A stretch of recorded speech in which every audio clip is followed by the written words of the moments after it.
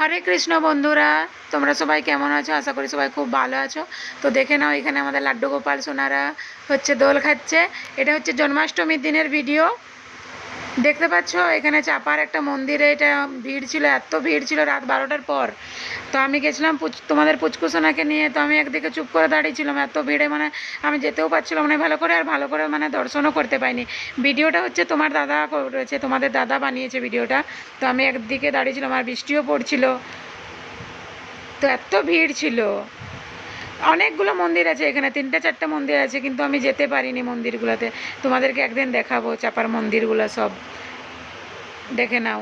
আর হচ্ছে ভান্ডারাও লেগেছিলো। ভান্ডারা মানে জানো তো, সব কিছু মানে খাওয়া দাওয়া, ভাত ডাল সবজি পাঁপড়, কিন্তু আমরা যেহেতু উপাস ছিলাম আমরা খাইনি।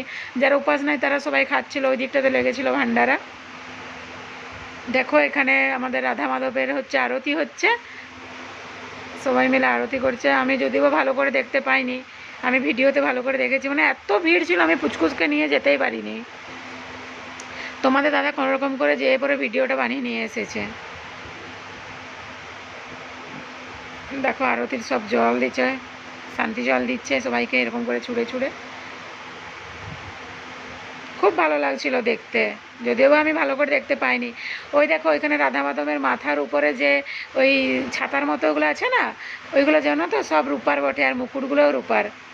ভিডিওটা ভালো লাগলে লাইক কমেন্ট শেয়ার করে দিও।